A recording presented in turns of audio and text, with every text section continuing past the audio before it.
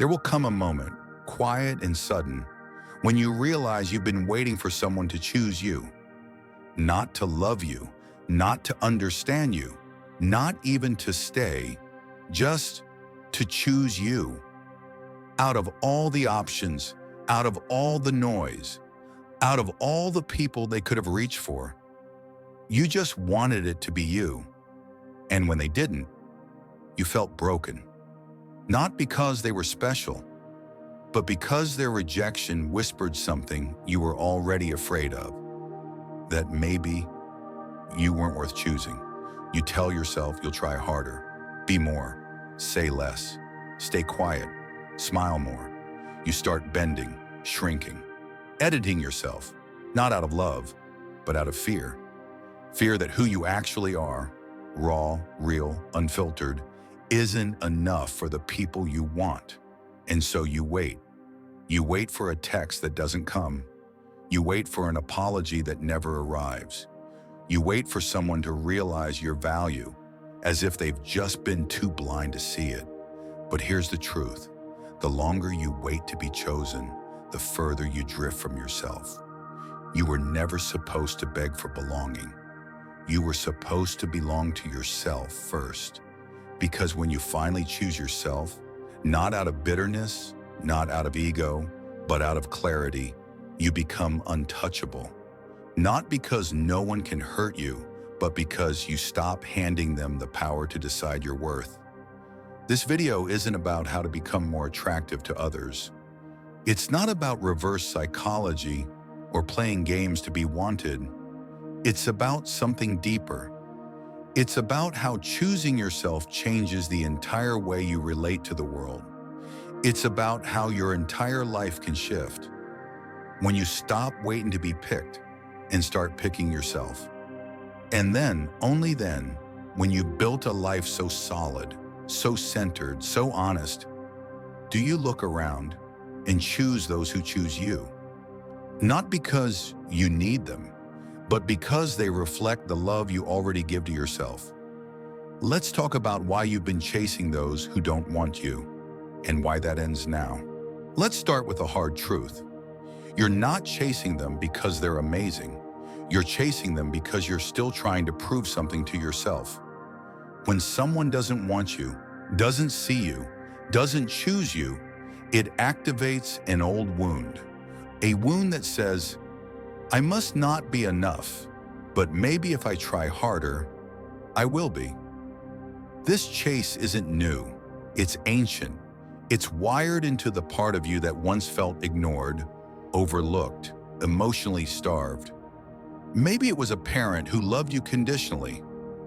Maybe it was a childhood crush who rejected you. Maybe it was the first friend who made you feel invisible. Whatever it was, it created a script in your mind. And that script says, if I can just get this one person, this one specific person to love me, it will prove I'm lovable. But this thinking is broken, because if someone doesn't see your worth, that doesn't mean you don't have any. It just means they were never capable of recognizing it in the first place. Yet still, you chase. You reread old messages. You romanticize the one good moment you had with them. You wait for a sign, for a change, for them to come back. And every time they don't, you don't let go. You dig in deeper, because to let go feels like failure. It feels like giving up, like confirming that you weren't good enough to stay for. So you hold on, not to the person, but to the possibility, the fantasy, the version of them that never really existed. And this is where it gets even darker, because deep down, chasing someone who doesn't want you is safe. It's predictable. You already know how the story ends. And in a twisted way, that predictability becomes comfortable. You don't have to be vulnerable. You don't have to risk real intimacy. You just have to keep performing. You become addicted to the pursuit, addicted to the hope, addicted to the high of maybe. It's not love you're chasing, it's redemption. Redemption for the times you were ignored, forgotten, dismissed. You want them to validate what you've never been able to validate for yourself, that you matter, that you're enough, that you're finally chosen. But the truth is brutal and beautiful. Chasing people who don't want you is a form of self-betrayal. Because every time you run after them, you abandon yourself. You abandon your dignity. You abandon your intuition. You abandon the version of you that knows you deserve more than crumbs. You become so obsessed with being wanted that you forget to ask, do I even want them? Do they align with the life I'm building? Do they challenge me to grow? Do they show up with consistency, care, effort? Or am I just fighting to win a prize that loses value the moment I get it? It's time to stop romanticizing rejection. Stop glamorizing the emotionally unavailable. Stop confusing intensity with intimacy. And most importantly, stop ignoring your own reflection just to be seen by someone else. Because every time you chase them, you move further from yourself. You shrink your boundaries. You silence your voice. You become a ghost in your own story. And here's the irony. The moment you stop chasing, they might come back. But by then, you won't care. Because you'll realize that they were never the reward. The reward was you, finally waking up to your own worth. You were never too much. You were just giving your energy to people who couldn't hold it. You were never hard to love. You were just trying to be loved by people who didn't know how. So the next time you find yourself running after someone who's walking away, pause. Ask yourself, am I chasing them? Or am I trying to escape the fear that I'm not enough?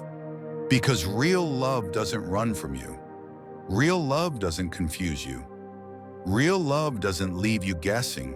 And once you stop chasing, once you stop handing your worth over to people who treat it like it's disposable, you'll create space. And in that space, something beautiful happens. You begin to return to yourself, fully, proudly, fiercely. That's when everything changes. That's when the healing begins. You want to be chosen. We all do.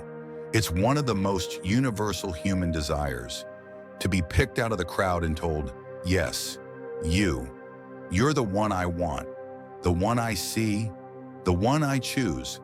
But that craving, when left unchecked, becomes a trap, a silent addiction. And you don't even notice it at first because it doesn't look like desperation. It looks like achievement. It looks like charm. It looks like success. It looks like someone who's just trying to be the best version of themselves. But underneath it, there's a quiet, constant panic. You're terrified of being passed over. So you start performing. You laugh at things that don't make you laugh. You say yes when you want to say no. You become agreeable, likable, flexible, bendable to the point of breaking. Because somewhere along the line, you internalize the idea that love is earned, that worth is negotiated, that connection is transactional. So you hustle for affection. You sell your personality in pieces. You turn your life into a resume of reasons why someone should keep you. And it works for a while. You get attention, you get applause, but it never feels like enough. Because deep down, you know it's not really you they love. It's the version you performed, the mask you wore, the character you played, the product you became, and now you're stuck. Because if you stop performing, you might lose them. But if you keep performing, you lose yourself.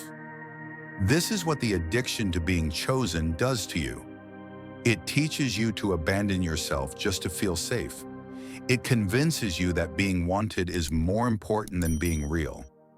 And it whispers in your ear that loneliness is worse than pretending. So you stay in conversations that drain you.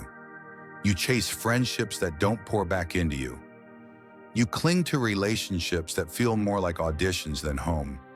Because you've confused being picked with being loved. But here's the truth. Love that only exists when you're perfect isn't love. It's performance. It's conditional. It's a fragile agreement. Be what I want you to be, and I'll keep you around. That's not love. That's approval. And you were never meant to survive off of scraps of approval. You were meant to live in truth. You were meant to be chosen for who you are, not for the character you manufacture. And if you have to be less of yourself to be enough for someone else, they are not your person. They are your poison. Let that sink in. They're not your person. They are your poison. Because what's more dangerous than rejection is acceptance that requires self-erasure. What's more painful than being alone is being surrounded by people who only love the version of you that's not real. You'll never feel safe there. You'll never feel whole there. You'll never feel home there. And the worst part, the longer you stay in that performance, the more you start to believe that your real self isn't worth showing, that your truth is too much, that your needs are annoying, that your silence is more beautiful than your voice. But that's the lie. That's the lie that keeps you in relationships where you're tolerated, not celebrated. That's the lie that keeps you working for validation that should have been yours from the beginning.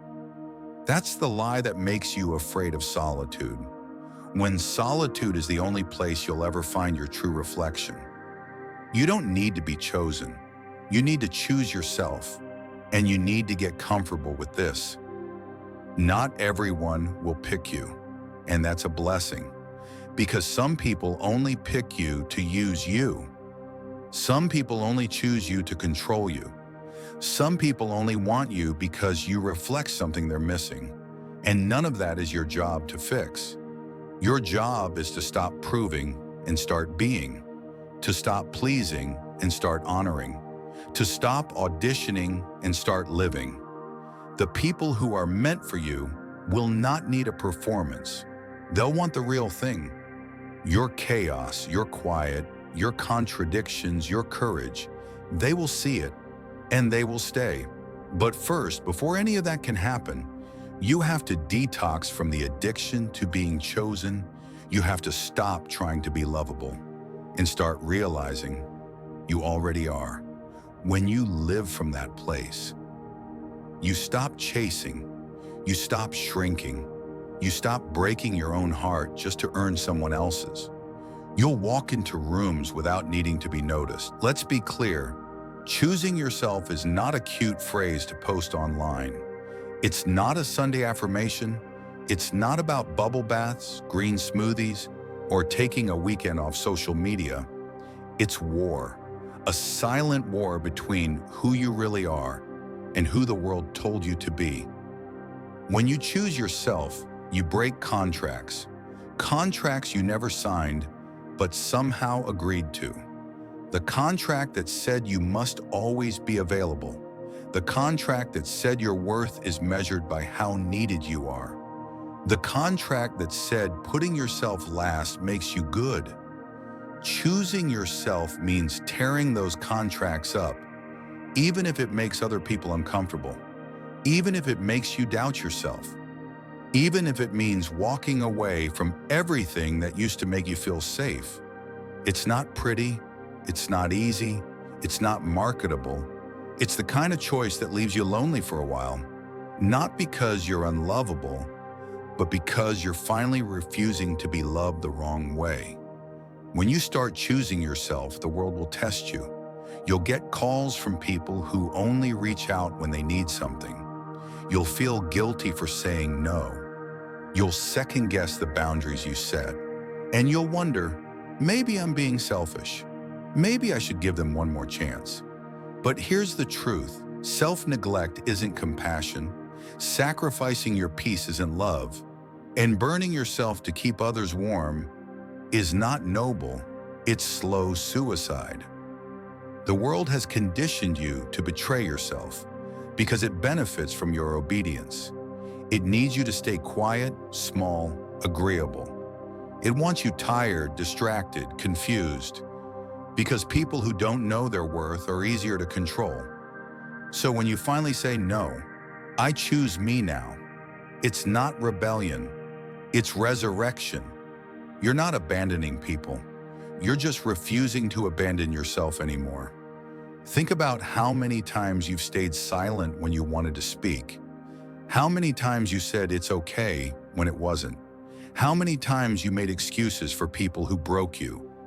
All because you were afraid that if you stopped accepting less, you'd end up with nothing. But what if I told you this? Nothing is exactly what you need, because it's only in the empty space that something real can grow. Choosing yourself is survival. It's walking away from love that hurts more than it heals. It's standing still while the crowd moves in another direction. It's saying, I will lose everything before I lose myself again. That's not arrogance. That's sacred. Because when you choose yourself, you're not just saying yes to you. You're saying no to everything that ever tried to convince you that you were less than. You're drawing a line. You're breaking the cycle. You're healing generations of people who were taught to settle. And yes, there will be days when you miss the comfort of being needed, when you miss the familiarity of being chosen by people who didn't know how to love you. But comfort is not the same as peace. Familiarity is not the same as freedom. Choosing yourself might feel like loss at first, because you'll lose people who only like the version of you that didn't have boundaries. But what you gain in return is priceless. You gain your voice. You gain your clarity. You gain the ability to sit with yourself and feel whole. No more pretending. No more pleasing. No more performing. You stop asking, what do they want me to be? And you start asking, who am I when I'm not trying to be liked? And the answer to that question will rebuild your life. Not overnight, but quietly, brick by brick, truth by truth, step by courageous step. So the next time someone tells you to just choose yourself, remember this. It's not a luxury. It's not an Instagram quote. It's a decision that might cost you everything fake, but give you back everything real. And the longer you delay that decision, the longer you live someone else's life. A life filled with fake smiles, fake peace, fake love. You weren't born to play a background role in your own story. You were born to lead it. And you can't lead anything until you choose yourself. There's a moment in every relationship, romantic, professional, or personal, when you feel it, that subtle shift, when the energy stops flowing both ways, when you're the only one reaching, when the silence becomes heavier than the conversation ever was. And in that moment, you're faced with a decision. Do you stay and keep fighting to matter? Or do you choose yourself and walk away? Most people stay, not because they're weak, but because they're scared. Scared of starting over, scared of loneliness, scared of being misunderstood, but mostly scared of confirming what they secretly fear, that if they leave, no one will chase after them. But let me tell you something real. The ability to walk away calmly and completely is one of the most powerful forms of self-respect. Not every goodbye needs to be loud. Not every ending needs an announcement. Sometimes the most life-changing decision you make is the one where you quietly remove yourself from where you're no longer valued. People will try to test you. They'll take more than they give. They'll keep you around as an option while they search for something better. They'll breadcrumb you, just enough attention to keep you hanging, but never enough to feel loved. And if you don't know your worth, you'll accept it. You'll convince yourself it's better than nothing. You'll rewrite your standards just to fit inside their bare minimum. But you weren't made for the bare minimum. You weren't made to be tolerated. You were made to be chosen fully, clearly, without hesitation. And the only way to make room for that kind of love is to be willing to walk away from anything less. When you walk away, you're not just leaving a person or a situation. You're leaving behind the version of yourself that thought you had to earn love by suffering. You're leaving behind the fear that kept you begging instead of building. You're walking into the unknown, not because it's easy, but because it's honest. Because even heartbreak and truth is better than peace built on lies. And here's what they won't tell you. The one who can walk away holds the power. Not because they don't care, but because they care about themselves enough to not be manipulated. They care enough to say, I will not shrink to fit inside your inconsistency. You don't need closure. You don't need permission. You don't need a final conversation to explain why you're leaving.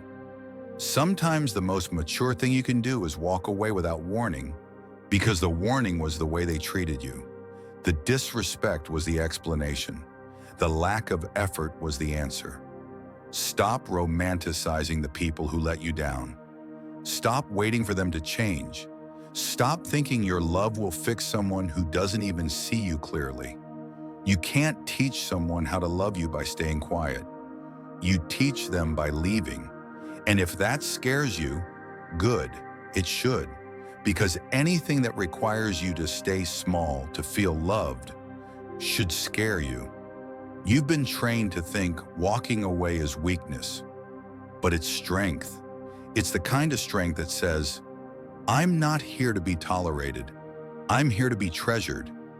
It's the kind of strength that says, I refuse to beg for what I know I deserve. And once you start walking, really walking, not threatening, not hoping, they feel it. They realize they were never in control because you were the one with the heart. You were the one with the loyalty. You were the one who showed up even when they didn't deserve it.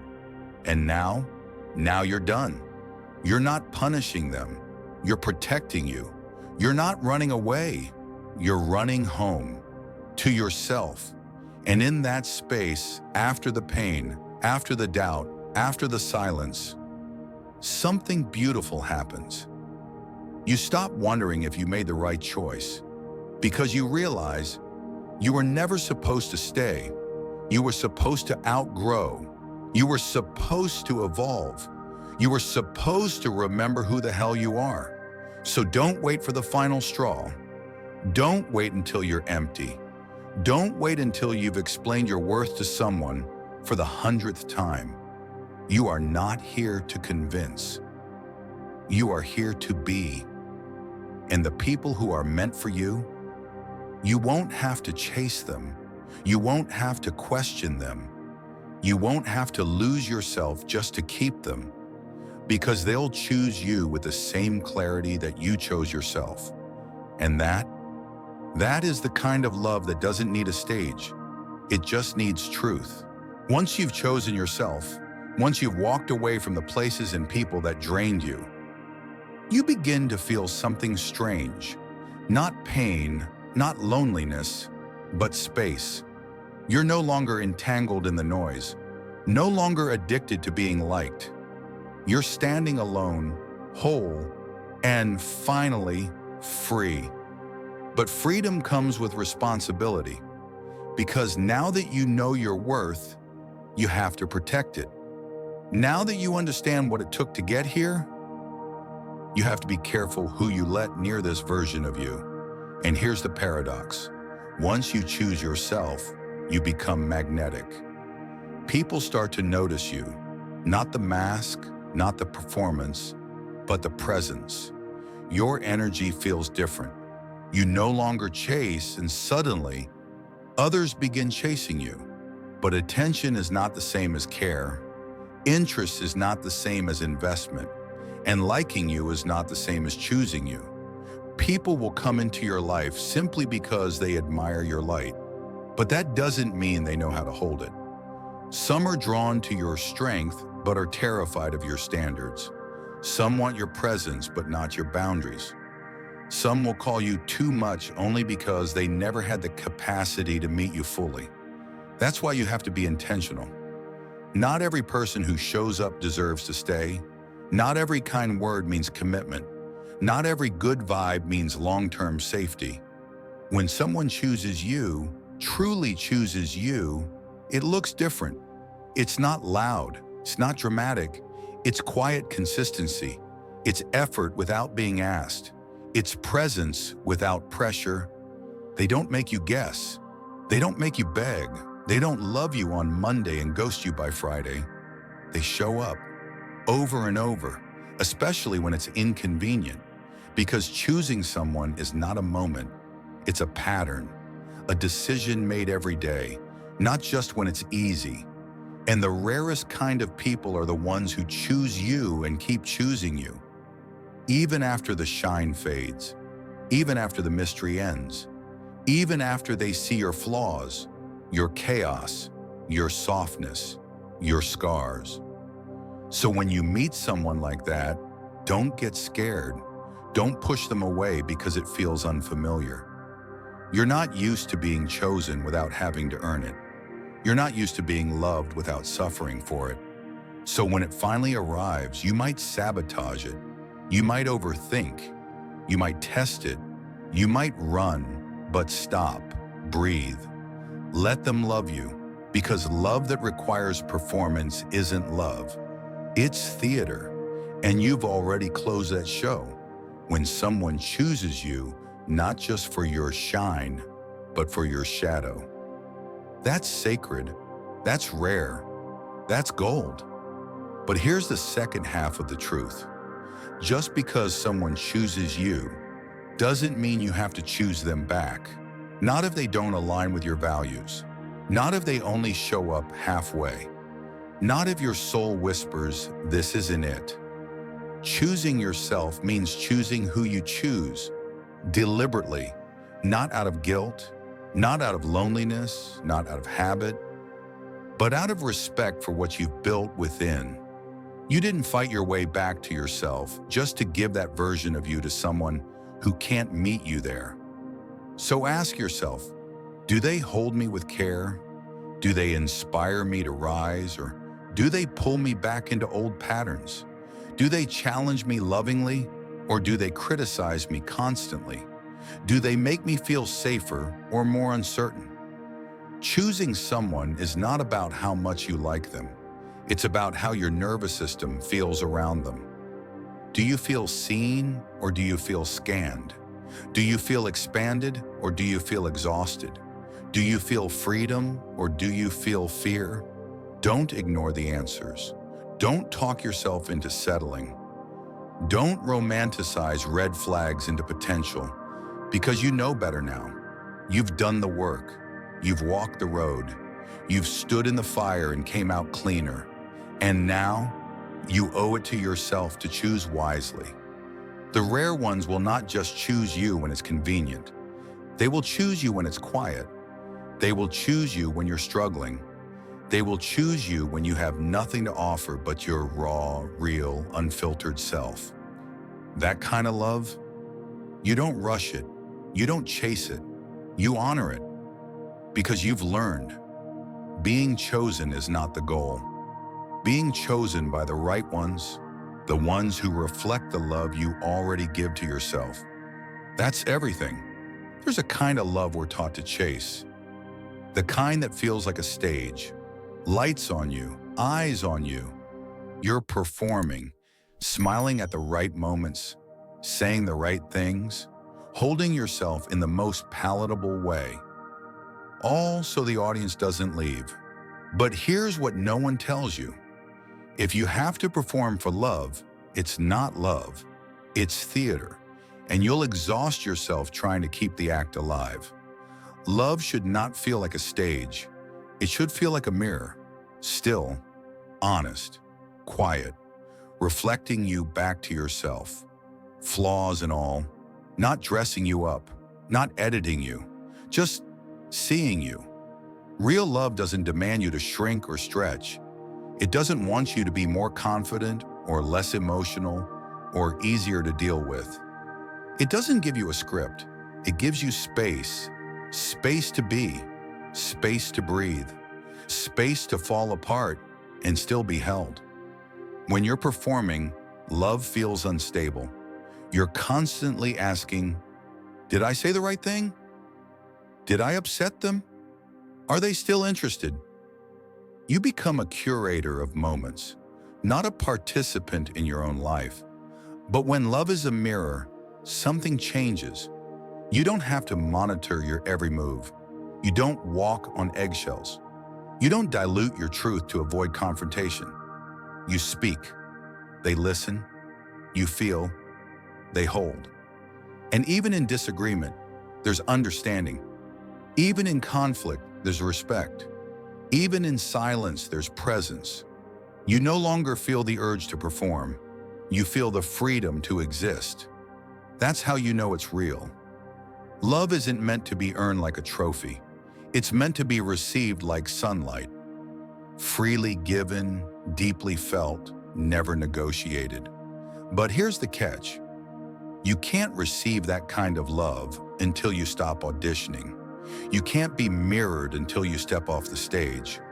Because as long as you're performing, you'll only attract audiences. People who are there to be entertained, not connected.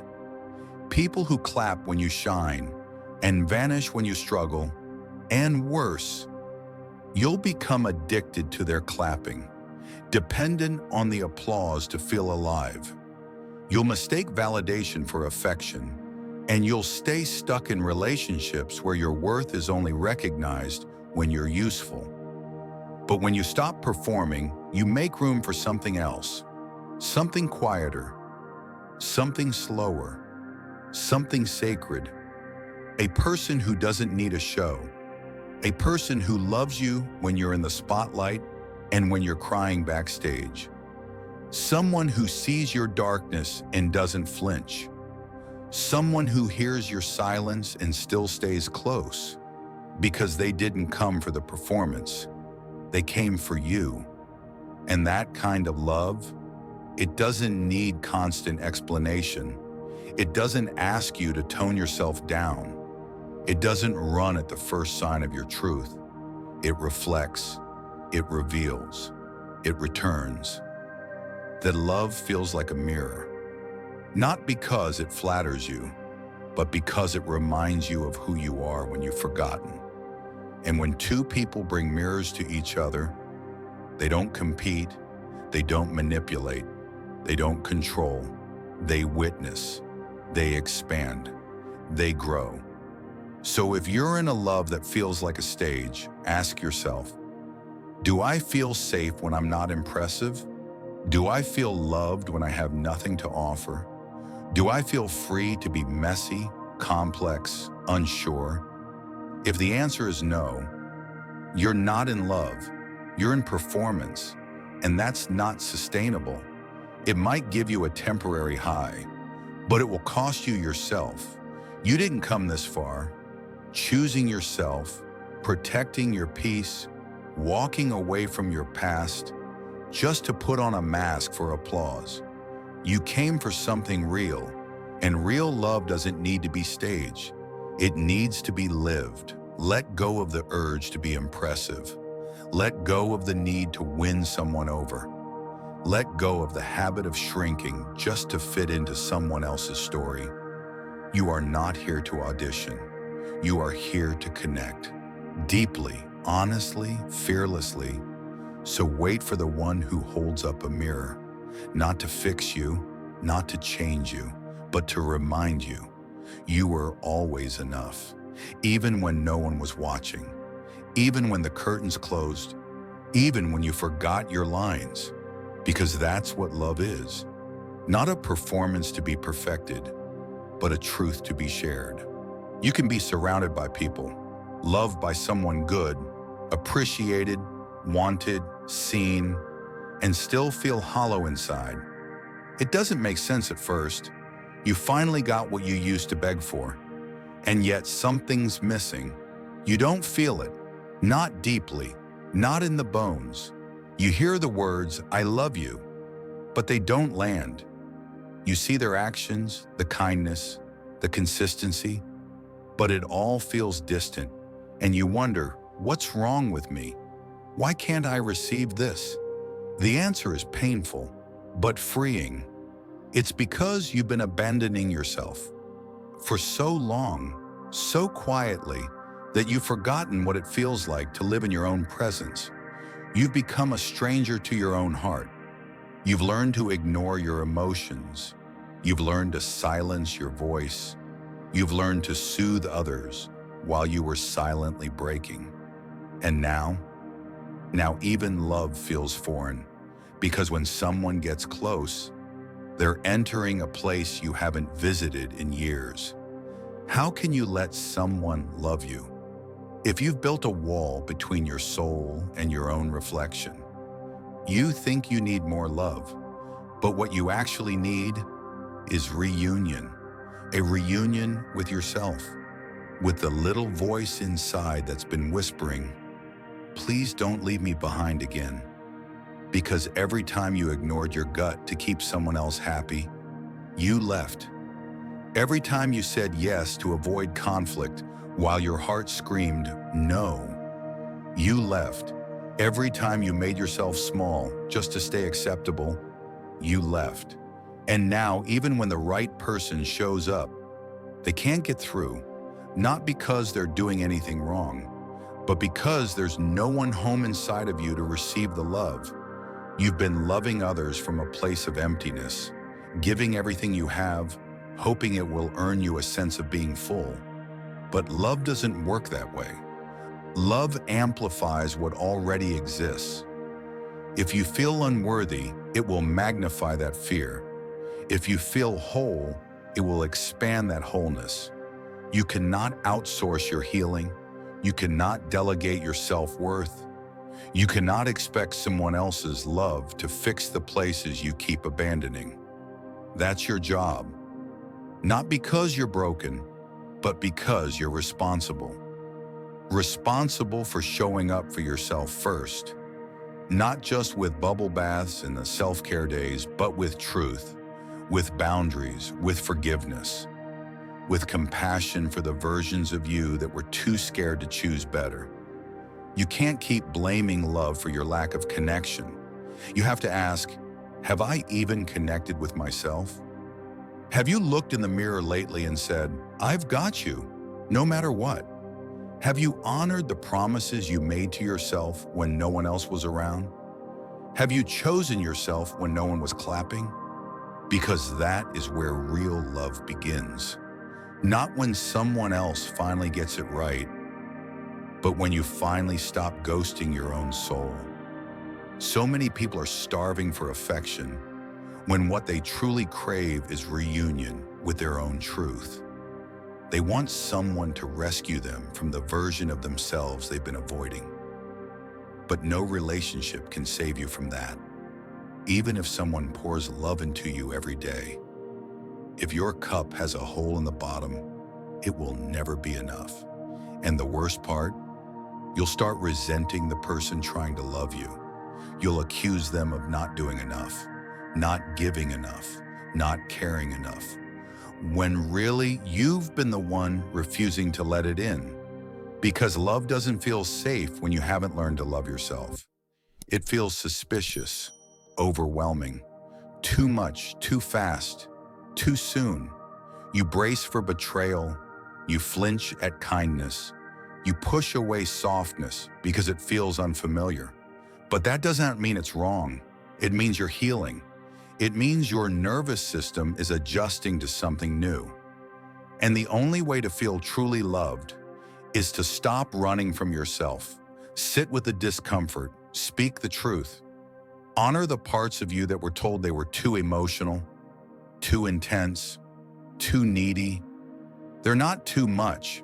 They were just too real for a world that doesn't know how to sit in silence. You don't need to become more lovable.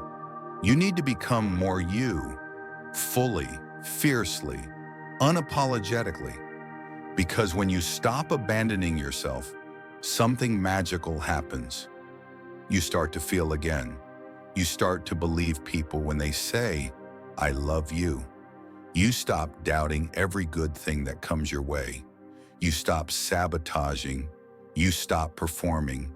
You become present, available, aligned, and suddenly the love you've always wanted, you're able to hold it because you're finally home and the door's open.